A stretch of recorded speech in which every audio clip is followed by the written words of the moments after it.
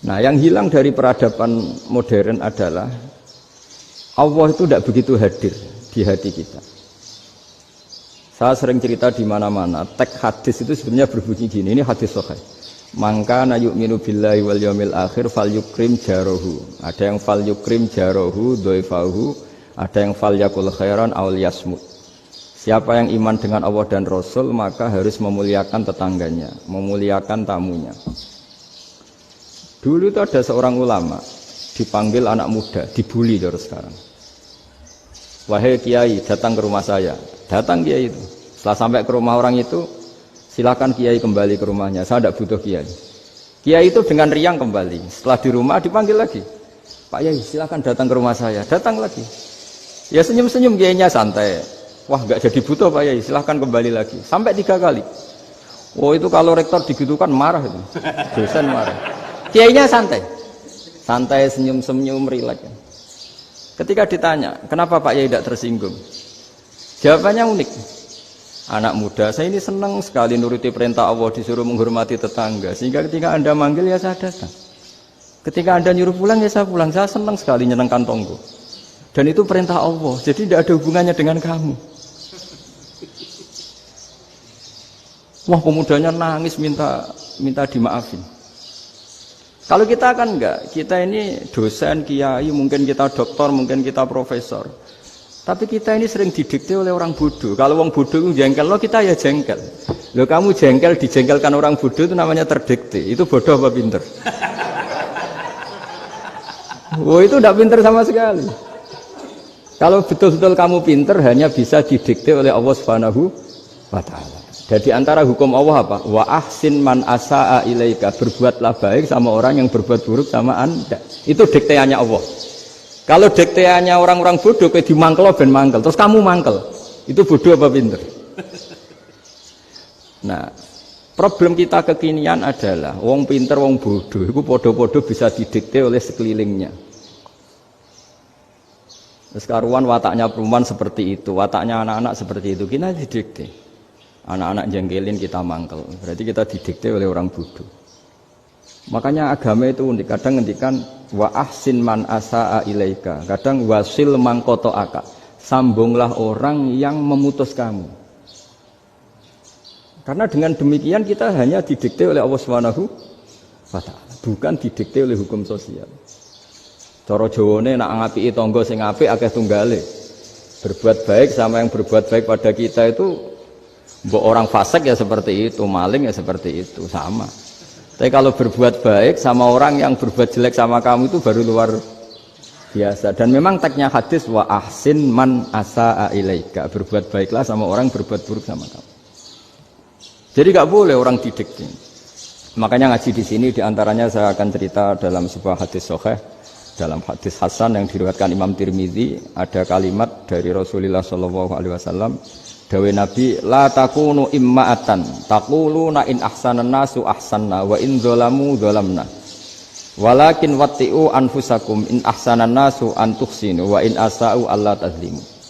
Kamu jangan jadi orang yang mudah diombang-ambingkan oleh orang sekeliling kamu, yaitu kamu mengatakan jika orang baik ke saya akan baik, jika orang buruk ke saya juga akan membalas buruk. Itu namanya Anda didikte. Tapi berkomitmenlah kamu akan berbuat baik meskipun orang lain berbuat buruk. Nah sekarang logika sosialnya begini. Kalau di Indonesia itu ada 1000 kiai, ada 1000 profesor yang ingin membenahi Indonesia.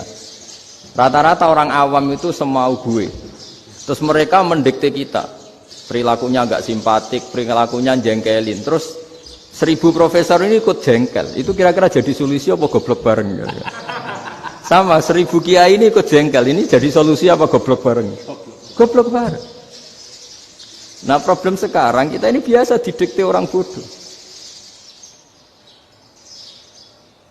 Nah makanya ciri khas orang muslim itu kata Nabi, mangkana yu'minu billahi wal yaumil akhir. Jadi baik tetangga karena perintahnya Allah dan Rasul. Pentingnya apa? Bedanya karena berbuat baik ini perintahnya Allah, mbok tangga apik lah kita tetap apik karena perintahnya Allah dan Rasul. Begitu juga dengan hubungan dengan istri, dengan anak. Bojomu lagi cerewet lah ya tetap apik.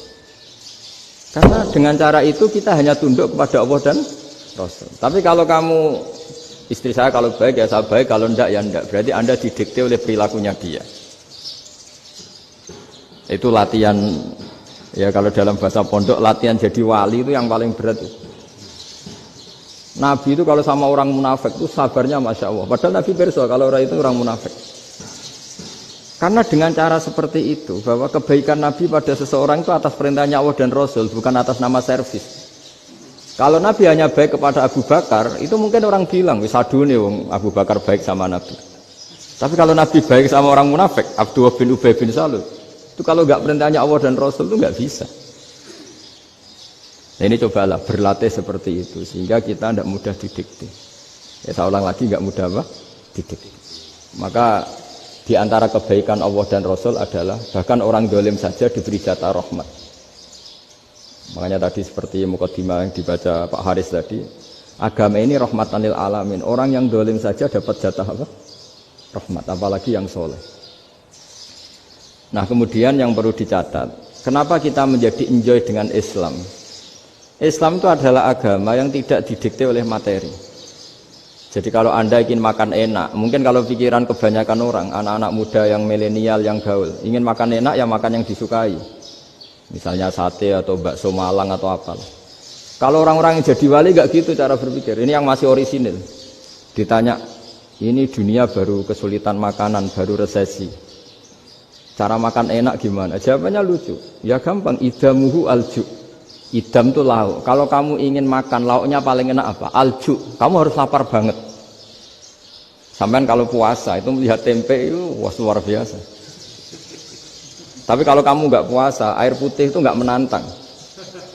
Tapi kalau puasa, tempe air putih itu menarik dan Anda tetap lahap. Apa? Karena lauk terbaik adalah alju, yaitu lapar. Lah tapi kita ini enggak. Kita ini kayak orang bodoh. Kayak orang bodoh tadi, profesornya makan nyaman ya kalau sesuai selera. Nah itu kan sama dengan anak-anak ABG. Anak ABG itu makan lahap ya kalau yang disukai. Lalu bedanya apa ABG sama profesor? Kalau cara berpikir masih sama kan itu. Kiainya juga gitu. Kiai makan enak kalau yang disukai, kalau enggak ada. Lalu bedanya apa kiai sama orang awam? Orang awam juga gitu, makan lahap ya kalau yang disukai. Nah ternyata perilaku kita ini yang pintar sama yang bodoh sama Mas. Kalau kamu ingin berkasta lebih baik, itu cara makan enak itu apa? Idamuhu al-ju'. Lauk terbaik adalah karena kita sangat lapar. Makanya masyhur dalam cerita-cerita tarikh sirah nabawiyah. Nabi diberi hadiah, beberapa hadiah. Di antaranya ada yang diterima, ada yang enggak. Termasuk yang dikembalikan itu dokter. Ada seorang raja memberi hadiah Nabi dokter Tobit. Itu sama Nabi dikembalikan. Karena dokter ini sudah lama kumpul Nabi itu nggak pernah sakit. Akhirnya dokter ini putus asa, ini nggak perlu diobatin. Ketika ditanya, kenapa ya Rasulullah engkau tidak pernah sakit? Karena kita ini kaum, kita ini komunitas masyarakat yang tidak akan makan kecuali lapar. Dan kalau sudah makan berhenti sebelum kenyang. Jadi sederhana sekali pengobatan zaman Nabi. Sebagian besar penyakit itu pasti disebabkan kita ceroboh dalam hal makan. Sudah ngerti kalau durian masalah, kalau makan durian enggak kehitung gitu. Apalagi kalau gratisan itu tambah banyak. Gitu. Pola tidur juga gitu kata Nabi, dan kita tidak tidur kalau tidak sangat ngantuk. Nah, itu namanya orang-orang soleh yang sudah tidak didikte materi. Kalau yang didikte materi kan bisa tidur nyenyak kalau kasurnya enak, AC gini-gini. Sebenarnya enggak, tidur enak itu ya kalau sangat ngantuk. Mbok di gudang, mbok di bis, kalau sangat ngantuk ya semuanya ya enak. Sama, mbok lapar, mbok hanya tempe, tapi kalau sangat lapar itu ya enak. Nah ini ilmu yang mulai hilang, ilmu-ilmu yang mulai hilang.